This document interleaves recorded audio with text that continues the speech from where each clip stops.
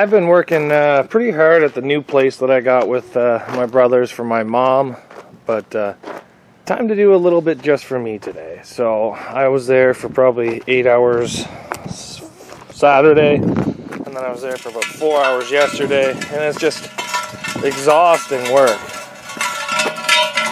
So today's holiday Monday, and I got it off work. So what we're going to do is we're going to pull out a car that you guys haven't seen in quite some time. We're going to pull out the 2019 Rockton Championship car. Now this is 2021, so that tells you how long this car has sat here. I actually wasn't the one that ran this in 2019 because I actually had to go to work. So a buddy of mine ran it. He went there to run mini, and he couldn't run mini, so he had to run full size. Now the car was a little overbuilt for full size, so they had to take out a lot of the cage in that was in it, and he didn't really do that good. He got a couple axle shots. One of these shots over here actually pinched the wiring harness and melted some of the wiring harness, and the front of it kind of got a little beat up. So what we're going to do today is we're going to drag this car out and we're going to get it ready to go into the shop. Overall, it's still in great shape. It needs 2 struts, a wiring harness, the front end kind of straightened out a bit. We'll get out the engine, the frame straightener for that, the cage put back together, and basically just a good going over because it's kind of sat here for the last 2 years. So yeah, let's hook the Suzuki up to it, and we're going to pull this thing out because it's sat here for quite some time. So let's get her yanked out.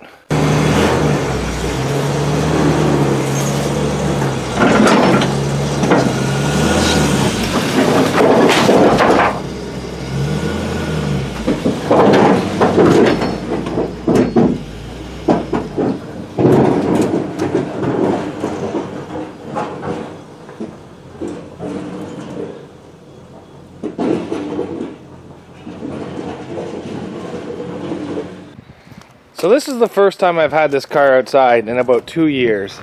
So I'm going to do a quick once over to see what it's left with. The frame looks like it kind of bent up really nicely on this side, but it still looks stock on this side. It did take a big hit.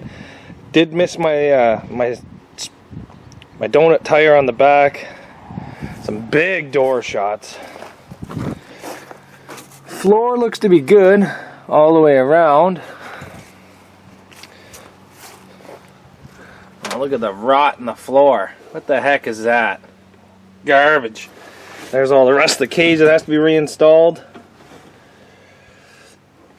Shifter looks good. Transmission cooler looks good. Window bar looks good. Front struts not so good. Front frame still looks very, very good. Bumper has some dents in it. They changed the size of bumper that we were allowed, so this is only quarter.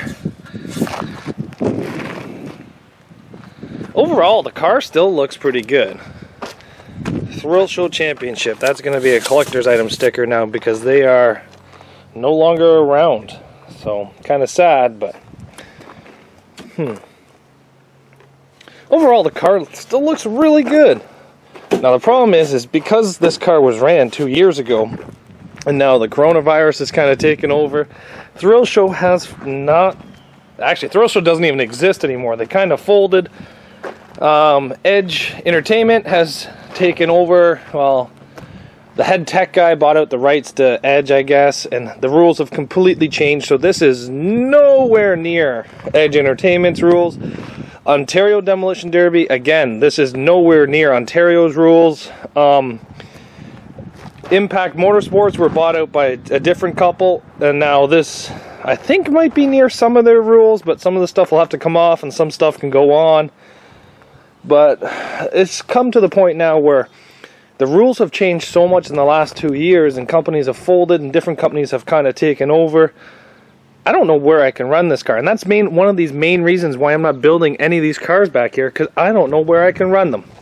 If I build them to the rules that are out there right now, when the Corona's over and the Derbies start up again, are those rules still going to be valid rules? So, you know what, this car here is still a great car. It's just, I don't know where I can run it. So what we're going to be doing is we're going to be pretty much just pulling it in the shop, fixing it up, and getting it ready to go into a derby ring again. So I really think this thing will fire. It's a little early in the morning. I'm kind of a guy that wakes up early. It's about 7 a.m. in the morning. So it's a little early to be starting this thing up and trying to drive it. That's why I towed it out with the Suzuki. I'm probably just going to get a battery ready, maybe try starting to open the hood. Remember everything that I did to this thing 2.5 years ago when I built it. And kind of get it ready to go into the garage. So we just realized this car's got no harness in it, so we're just starting to plug this in. Now this car hasn't started. That's the wrong plug, Corey. Yeah, that one. The rectangle one, Corey. The rectangle one. Yes, the rectangle one. Now that one. Ready? Now this one goes up to here. So this car hasn't been started in 2 years. Now those two to go together. So unscrew the moret, and then I'm trying to hold the camera here.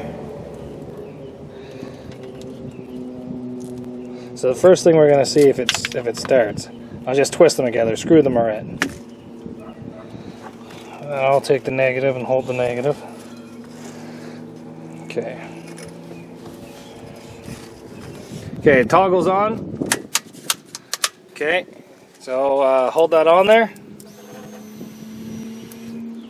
No. Okay, Corey, do me a favor.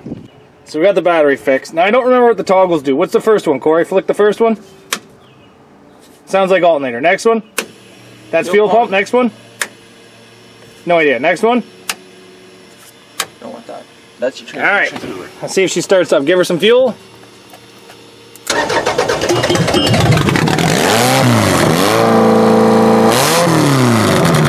Let her get some oil pressure before we redline it. Okay, so it fires up. This thing went flying. Something else came out of it too, but I don't know. All right, Corey, put her in the shop, bud. Let's see if she moves. Put her in drive. All the way back, all the way.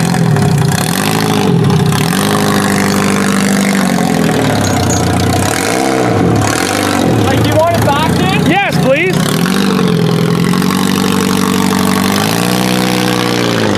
No, Corey.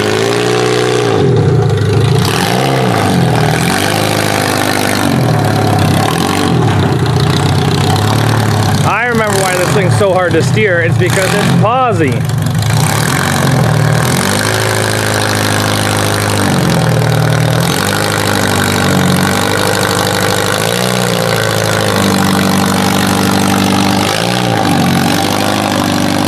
So after sitting for 2 years, this thing just fired up instantly. Like, instantly. I was impressed. Corey kind of redlined it a little bit too much with no oil pressure, but you know what? I'm okay with that. So some of the things that I think has to be done on this is the harness shorted out, so I got to find out why the harness shorted out.